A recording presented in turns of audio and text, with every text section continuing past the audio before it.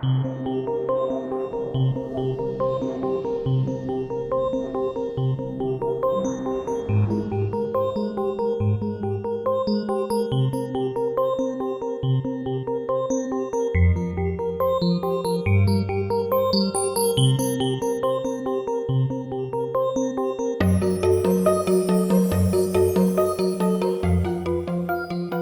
more abstract things before we go on. First and foremost, I just want to give another shout out and props to David Livingston. He is the director of this episode. I've mentioned him before. I'll be mentioning him again. He's a great director. I love his work, especially when we get to DS9 and TNG. We'll be talking about him as well there. So just keep that name in the back of your mind. He's a great guy. Does a lot of talented work, and I really like his work. The other thing, though, Voyager has always been rather well known for being mediocre, which is kind of funny when you think about it. But the idea here being, especially amongst Trek fans, it wasn't actually bad like so much of Enterprise was. It was just failing to live up to its potential. And I've said before, I said all the way back in the very first episode, one of the reasons I believe that was because of the fact that there was good acting and good directing and a lot of good, genuinely well chemist talent on display, right? Now, I've been talking forever about how it's criminal that, Robert Beltran doesn't really get the chance to act, or Ethan Phillips doesn't get the chance to act, or Jennifer Lyon doesn't get the chance to act, blah, blah, blah, blah, blah. I've decided, especially since this is going to happen a lot in Season 3, I'm going to make a point of pointing out any given time an actor has a chance to, act and really do something with their role or whatever. And then I just kind of to get across my point that these people are decent actors and can do decent stuff when they're allowed to. And of course, this episode would be about Jennifer Lyon, or Lean. I don't actually know how to pronounce it. The woman who plays Kess. She does a great job in this episode. I'll be talking more about that later, but, it's also kind of worth noting, you might look at this episode and think they specifically crafted the Tyrion character to be a diametric opposite to Kess, because he is diametrically opposite, right? I mean, in just about every way. Thing is, that was not the case. They crafted the character, and I quote, modeled after a Genghis Khan style character, and then afterwards they're like, well, who should we give this to be taken over by him?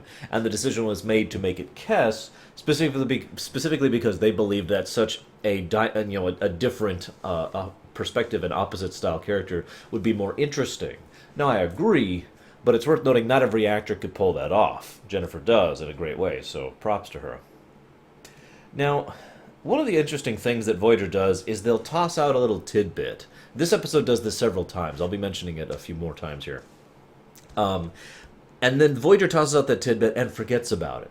But the fans don't forget about it, right? The fans take these little bits and read too much into it. I've talked before. I'll be talking soon, or I guess this was actually last Friday by your perspective. But anyways, about Metal Gear Solid 2 and about other series, about how, there's always this mentality that has to go into, am I reading too much into it? Or am I fabricating stuff from it? That kind of a thing, right?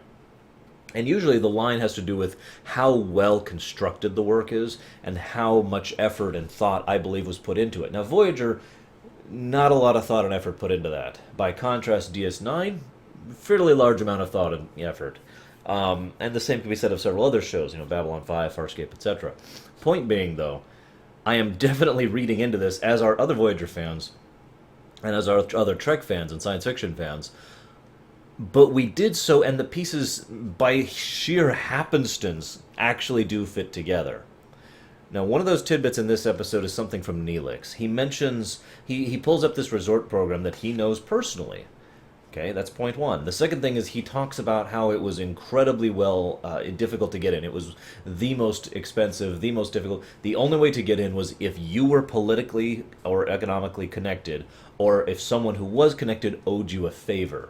And he just kind of lets that line sit there, and then they go on to the comedy bit of, let's screw up Neelix's program. Because the whole point, from a writing perspective, was not to emphasize Neelix's character, but rather to emphasize this is a dumb joke. I mean, a joke. I'm sorry. The point was to, you build something up, this is the most amazing thing ever, and then you tear it down, and that's funny, right? No, it's not. But what they did accidentally is tell us about Neelix's character. And it's just an interesting thought exercise. I'm curious what you think. Do you think Neelix was politically or economically connected? Because I don't. but I like the idea that someone in power actually owed him a favor, and he burnt it. He burnt that solid to get here, to get to this resort, to see it himself personally. Which not only strikes me as a very Neelix thing to do, and I don't mean that as an insult, but also speaks to the kind of connections he probably had immediately following the war, which is another part of his history that, most people tend to forget about, because it was just kind of tossed out there and then forgotten. You get where I'm going with this. So interesting little flavor on his character. I also like the fact that it would have been the obvious thing to have Neelix be all upset about all these changes that are happening to his program. Instead, I like the fact that he actually behaves, forgive me for putting this bluntly, like Neelix should. He just says, oh yeah, okay, I'm with this, cool, and just kind of goes along with it, because that is more Neelix as opposed to the jackass we saw in Season 2. Moving on. And that's the teaser. Now, I've said before, I've talked a lot about teasers, because teasers are an art unto themselves when it comes to television. And having your teaser be, here's a resort program, wait, we're called away to the bridge, is not a teaser. I'm not even sure what they were thinking with that one. Don't mistake me, Warlords is a great episode. In fact, when I think of Voyager episodes, and among my favorite Voyager episodes, Warlords is one of the episodes that comes to mind. If you notice, it's actually in the intro, which is consistent almost entirely of my favorite episodes of Voyager. I had to chop it down a bit because of length, but you get the idea.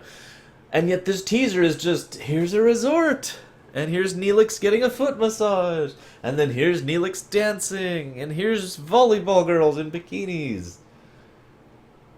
What is that teasing us for exactly? What is the marketing strategy here? You know what? I don't even want to know. Let's just move on. A couple another subtle nice notes here. There were a lot of guest stars in this episode, quite a few, and this is one of those episodes that really had to sit on the strength of its guest stars acting. Don't mistake me, this is without question Jennifer's episode, probably more so than any other episode in the entire franchise. Yes, even including that one, which we're not out yet. But she had to carry this episode, no question. But it would have fallen flat, in my opinion, even if she had performed wonderfully and all these various guest stars had done such a poor job. Two good examples right off the top of my head: the gentleman who plays the younger brother, and the gentleman who plays Tyrion himself. Keep in mind, the gentleman who plays Tyrion only has one scene to him, and he had to portray that the way she had been portraying him. And then the son has to portray Tyrion as well, except in the guy. Now, granted, again, for one scene, it's actually only for like 2 lines, but the point remaining. And then you have the wife, and then you have the first Castellan, etc., etc., etc. All of these characters did a great job of lifting up the overall performance and really making us feel like these are people involved in a civil war. It really helped highlight the episode, in my opinion. But I have tons more to talk about that, but we'll get to that in a minute. Really good. I don't know if this is directing, acting, writing, or some combination thereof, but there's a lot of subtleties to Jennifer's performance as Tyrion possessing Kes early on. From the way the episode progresses, I think we can reasonably assume that early on, Tyrion completely subsumed Kes's personality, and then over time, she was pushing him back till it reached the point at the end where he was just barely capable of retaining his own self and focus, as she was constantly barraging him, right? Now, that's important for 2 reasons. One we'll get to later, but one is right now. In other words, right now at the beginning of the episode, he was fully in control. So if you're paying attention, this is the 3rd role that Jennifer has to play. She has to play Kes. We'll get to that in a moment. She has to play Kes, she has to play Tyrion, and she has to play Tyrion playing Kes. Now, if that doesn't sound tricky, trust me when I say it's a lot harder to do than you'd think. And most actors, not even bad actors, but just most actors in general, would instead resort to just playing Kes rather than playing Tyrion playing Kes. But she is playing Tyrion playing Kes. Her performance is different, her presentation is different, her tonality is different, her body language is different. There's a lot of really subtle signs there that are especially apparent on second viewing. Now, that being said, it was actually pretty obvious to several people, including myself, the first time around that something was up with Kes. But that's not as a detractment for her performance. Quite the contrary, that was just the presentation of the episode, which was so Kes-focused that we knew something was happening to her and with her. And that's all there is to that. Moving on. Let us talk about the fact that Kes broke up with Neelix in this episode. Or more accurately, didn't actually break up with Neelix in this episode, according to the actual behind-the-scenes thing. But most viewers assume this is when they broke up because, well, let's be honest, the Voyager staff and the behind-the-scenes creators tended to be a little too Voyager-y sometimes, to just put it bluntly. This is another one of those subtle things that they didn't do on purpose, but really helped flesh out things. I've actually got a lot to say about this. I can put my notes down for just a second. Thing is here, Kess's breakup with Neelix was the right move, I think, but it wasn't the right move because of any any detractment for that relationship at all. It was the right move because of the fact that it began Kess's one and only real story arc. Now you might say, well, Kess has been in the show for 2.5 years now, or you might say, well, Kess's story arc, if you're really an analyst like me, you might say, well, her story arc started in Caretaker. While that might actually be considered true, and I wouldn't even argue that, a story arc is defined by character growth, not characterization. When I say story, these 5 points, there's a reason why when we get to fast plot, past setting, and we have characterization and character growth, these are separate points. It is a different thing to characterize someone and flesh them out as a person, which is a good thing, and then to have them change and evolve and grow over the course of time. Totally separate thing, right? And character growth is always something that happens during the course of the work, too. Behind the scenes character growth, or character growth prior to the work starting, that's actually characterization from a writing and a design perspective, okay? Just want to clarify this, because I never actually have, I don't think. So, Kess has received a fair amount of characterization up to this point, but basically no character growth at all. This episode begins that. Kess's arc pretty much lasts until the episode right after the Scorpion duology. And the gift. I had to think about that. And that's where her character arc terminates, for reasons that should be obvious. I don't want to spoil anything because I know some people are watching this with me. But yeah, this story arc starts here, though, because it's fascinating. I know they didn't do this on purpose because I've seen the behind-the-scenes stuff and because I've written the stuff. And the actors, Ethan Phillips and Jennifer Lyne, both had a big problem with the way they ended the relationship, because from the production perspective, it was just chop it off, move on. In fact, I have a direct quote here. Hang on, where is it?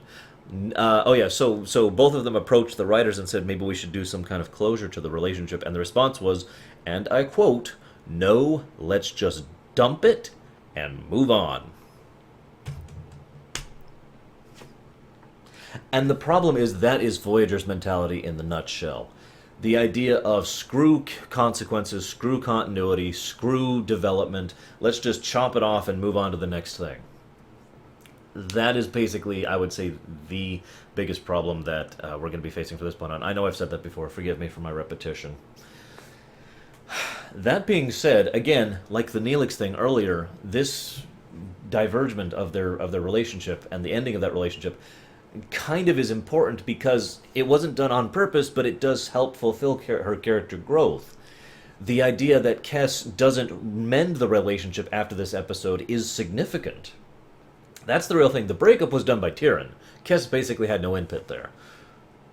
Kess afterwards had the option of going back to Neelix and saying, it was just Tyrion, let's get back together, and she didn't. And they stayed broken up. That's significant. It really shows how her character was affected by the events of this episode, and it really shows how her character is starting to change. Now, we're going to talk about more about her character arc as we go forward throughout this season, but I just felt like mentioning that because this is a significant moment, and it was done completely unintentionally. Reading too much into things. But that always brings me back to my point of why, when I say reading too much into things, I say it with a grain of salt or tongue-in-cheek, or however you want to say that. Because if you're doing it to increase the enjoyment and entertainment from the work, or if you're doing it as a mental thought exercise or for the enjoyment thereof, I don't think there's anything wrong with that. And the fact that so many of my friends and whatnot, I've actually consulted on this matter, agreed with me and didn't actually realize that, it was done accidentally, kind of speaks to the fact that, fan consensus, fan enjoyment, viewer enjoyment, gamer enjoyment, does have an impact and a relevance, I guess I should say, of the work. To explain what I mean really quickly, some people say that if the original design document did not intend something, then it doesn't count. Some people say that if the original intent of the work when it was finished, which is different from the original design document, see Star Wars for a great example of that, but if it was not intended in the finished product, then it doesn't count. Some people think if it wasn't intended in the final product, but you as an individual take it out, but nobody agrees with you, it doesn't count. Some people think that, You get where I'm going. You get the general idea here. The point is there's layers of gray as to what matters or not when it comes to reading too much into things or extrapolating on things or analyzing things and whatnot. I've always held the opinion that if this is something that you have, it's a very gray area, and I don't like defining things that are so generic like this. But, if I look at something and I say, yeah, that's like this, and it turns out I was wrong because that was not the original intent, but my version A makes sense, B fits with the work in terms of thematic or presentation or style or setting or continuity or whatever, and C, and this is the most important part, increases my enjoyment of the work, then that is valid. And I don't just mean that for myself, I mean that for everyone. So, me and my friends and people who look into this episode and say, yeah, that's where Kessa's story arc really began, even though it was completely unintentional by the part of the directors, or not the directors, but the producers and the creators of the show, our opinion on that is still valid. Or I could summarize all of this by saying very simply, we decide what is Star Wars canon, not you. And I know a lot of you know what I mean by that. Moving on.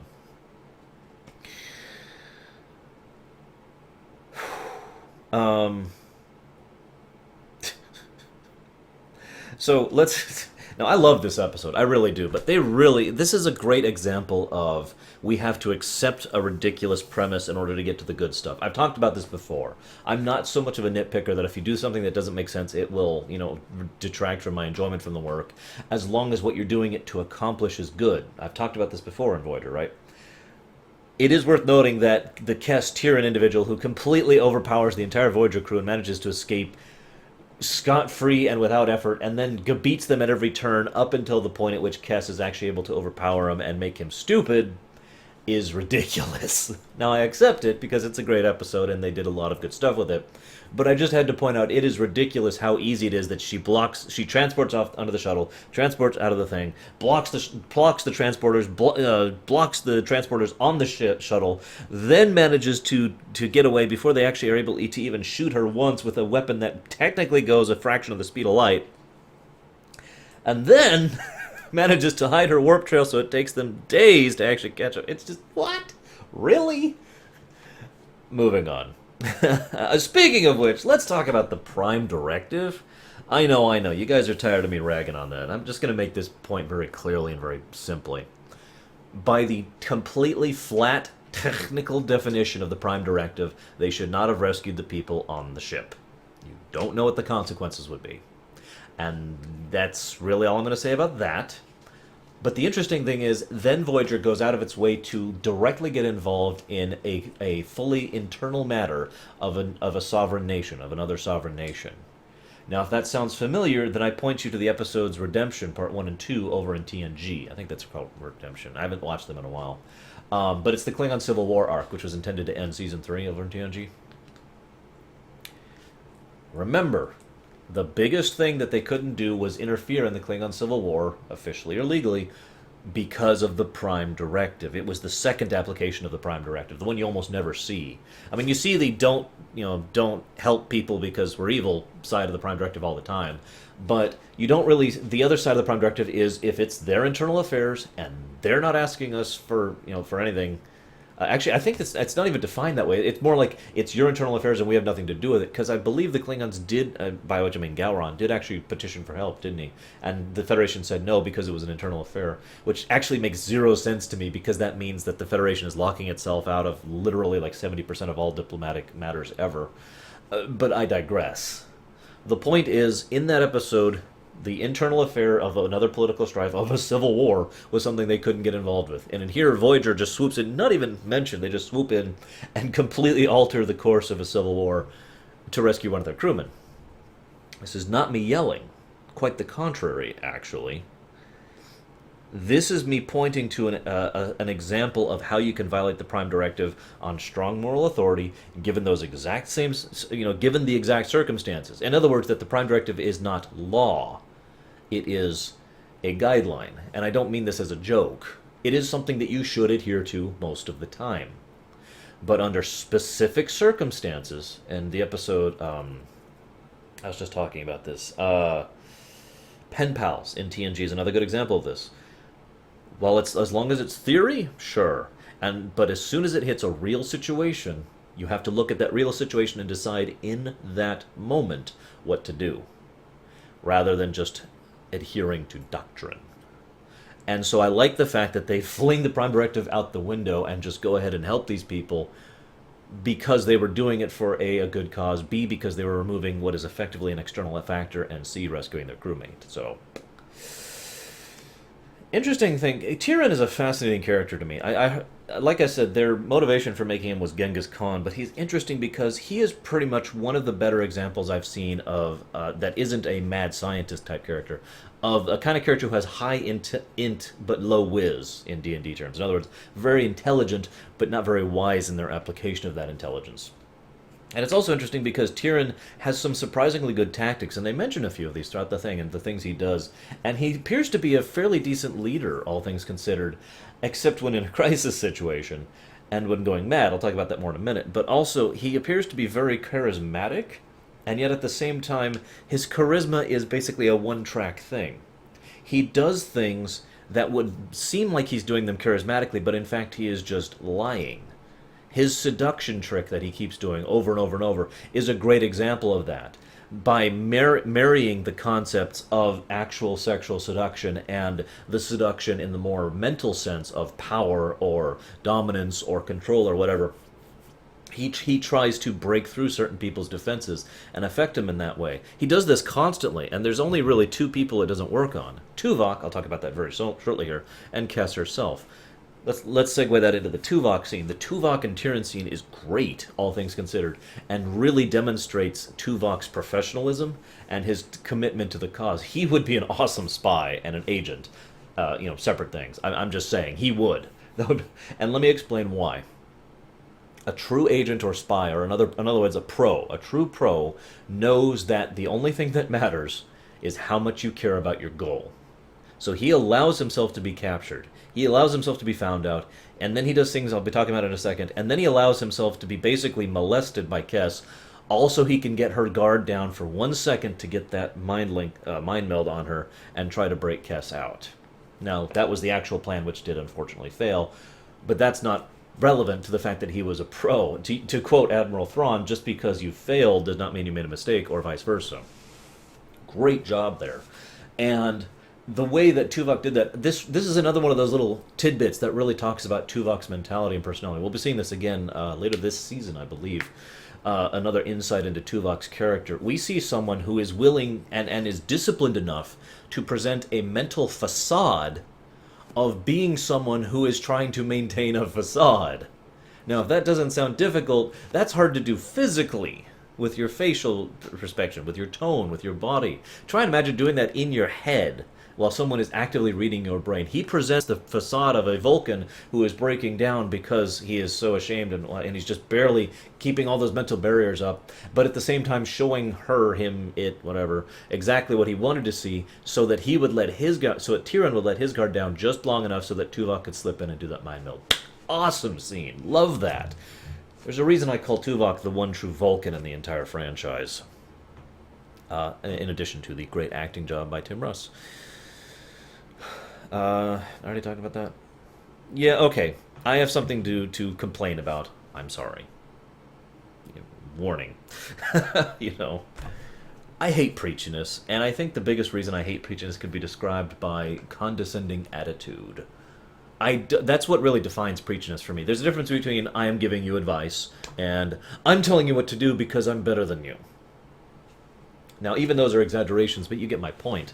And there's a line in this that bugs the crap out of me every time I hear it. And it's just one line, and it's just from one scene. There are always alternatives to war. That line, right there, bothers the crap out of me. Because, props to Kate Mulgrew, but you can tell she was told, tell this in the smuggest possible manner. I have this mental picture of Kate Mulgrew being tied up and had her eyelids forced open and forced to watch season 1, season 1 TNG, Picard's performance. The smug, stuck-up asshole constantly watching that over and over, and then it's like, okay, now deliver your line. Oh my god, but I know I'm making a big deal about this, but I just want to mention this because this hits me kind of personally.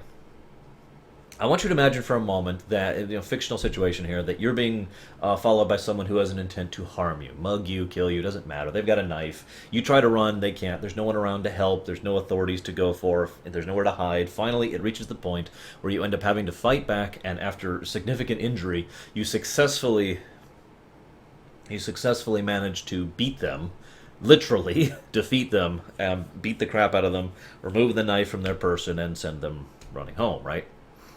Now, I want you to imagine that after that, you go and talk to someone, and someone doesn't matter, but they say to you in that same smug, condescending tone, "Oh, well, you should never submit. You should never submit to violence." Honestly, I feel my point speaks for itself. War is a terrible thing. Let's not mistake that. But there is no to say that all war should never happen is just as condescendingly foolish as it is to say that you should never allow yourself to commit violence under any circumstances, because there's always alternatives.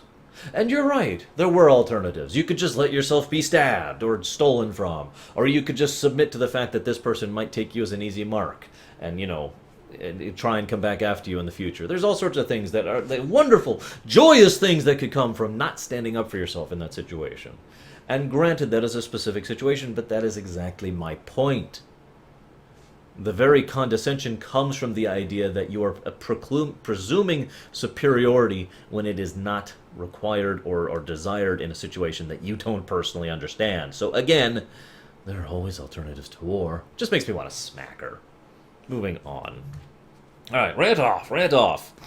Let's talk about one of my favorite scenes in all of Voyager. Actually, let's leave that for last. Let's go ahead and talk about Tom Paris really quick. I know, weird, right? But it's funny because Tom Paris is the one leading the commando team. Does that surprise you? It shouldn't, because Tom Paris is competent at everything. I know I've said this before, but I swear to God, the more we're going through the series, the more I'm being reminded of the fact that Tom Paris's character trait is competence. His primary character trait, excuse me. He's just good at basically everything.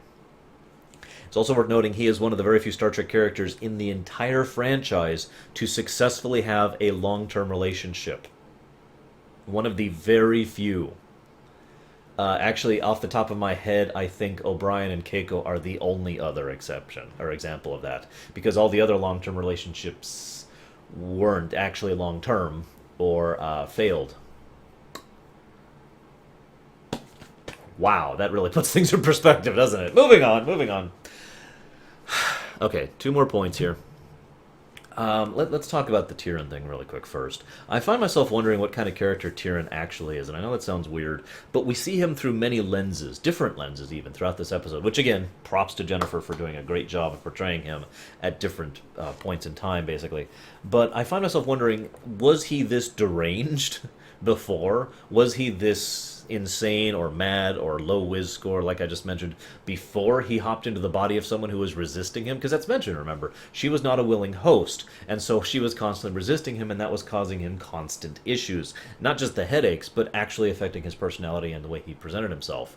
So I actually genuinely find myself wondering if the real Tyrion might not have been a better leader, admittedly a more evil leader, because someone who is willing to body snatch someone just because they want to live is probably not a good guy. And make no mistake, Tyrion is definitely portrayed as a villain, as an evil person.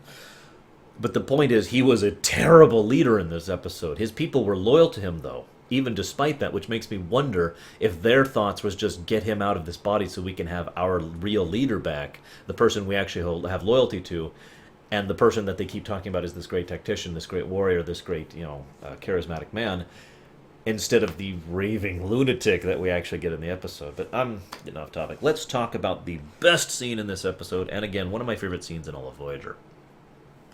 It's the scene when Kes and Tyrion are talking to each other and acting at each other. Now, this is great. For those of you, rewatch the scene sometime, okay? I mean this sincerely. Even if you watched this before, do yourself a favor, pull it up sometime, and just watch this scene. It's about, I'd say, 3/4 of the way through the episode, somewhere around there. They actually filmed 3 separate scenes and spliced them together for this. Now, that's not uncommon, especially for television. Most of the time, the shoulder shot is the most common example of this. You'll see a camera that's like right here, and then this person's acting. Well, they're actually not acting at the person, they're the other actor. They're acting at a stand-in who's just wearing a uniform. And it's actually really disconcerting, having done that myself, too. But they do that often, but this is different because they splice it together in such a way that it looks like one seamless scene, and at the same time, it isn't. And I mean this because, other than the shoulder trick, this is a deliberate artistic move, because what they did was they filmed Kes and Tyrion, with Kes kind of back here, and it was actually Jennifer, and Tyrion, the guy who played him for just this one scene, in Tyrion's throne room, right? And then over here, they filmed Kes and Tyrion, again, both actors, in Kes's quarters. And then the final scene was one where they filmed them, well, I guess it's actually 2 scenes now that I think about it. But the final thing is when they filmed them, again, in Kes's quarters. You know what I'm talking about if you've seen this episode. It starts off, and Tyrion over there, his side of the room, again, it's 2 separate rooms, but whatever, is his throne, and her side is the quarters, and the two act at each other and talk with each other, and they seamlessly move back and forth between the 2 sets, thanks to good editing and very good directing on this and on the style of the way they presented this. You couldn't even tell from the audio. Great job, because they layered some of the audio from one scene over the other and vice versa in order to make it seem like it's one seamless shot. Great job on that. And then it culminates in that wonderful moment where Tyrion has just finished basically pontificating to her, and he turns around and the camera moves, and because of now the fact there's no editing tricks, the camera just moves, and then you see the rest of Kes's room, and you realize, and the wonderful symbolism of that is the fact that Kes's room is now all that's left in her mind. In other words, she is winning. And she bears down on him, demanding that he vacate her, or else she will destroy him just like she knows he would do to her and any of her enemies. Wonderful scene. Oh my god, that scene is amazing. I have nothing but praise for that scene. And Jennifer's performance, and I mentioned that she basically performs Kes, Tyrion, and Tyrion playing Kes. She also plays Kes affected by Tyrion, which is in this scene. She plays someone who has actually been pushed into a corner basically for the first time in her life, for all intents and purposes. Now, I know what you're saying. Well, she was actually pushed into a corner earlier in Caretaker by the Kazon. That is true. But she was still inexperienced and incapable of fighting and all that fun stuff. She was still uncertain of herself, for all intents and purposes, mentally and emotionally, a young person, a child, a teenager, whatever. She is effectively grown up. She is effectively an adult by the time this rolls around, especially in Ocampan years. And the way she portrays herself is someone who has learned from all her experiences, and this time she's pushed into the corner by Tyrion, and she pushes right back, and much harder than anyone else expected. And again, definitely an awesome sign of her character arc. One final note, just to keep in the back of your head. Some people believe that Cold Fire is the episode where her mental powers really started developing. And yeah, that would make a lot of sense, but as we saw, that's not true. Her powers were reset buttoned as hard as possible back to normal at the end of Cold Fire. And then there was like no development whatsoever basically until this episode. I always believed that this episode, again, incidentally, is when her mental powers actually started developing to the point where it became a major factor of her life. But again, I'll be talking about how that affects her character growth and her character arc in future episodes when it's relevant. So I hope you've enjoyed, and I'll see you in the next episode. I haven't existed for 2 centuries to be brought down by a child. You're already deteriorating, and it's only going to get worse. I'll find every little crack in your defenses. You'll feel yourself crumbling from within, your sanity slipping away. I won't stop until you're broken and helpless. There's nowhere you can go to get away from me. I'll be relentless and merciless, just like you.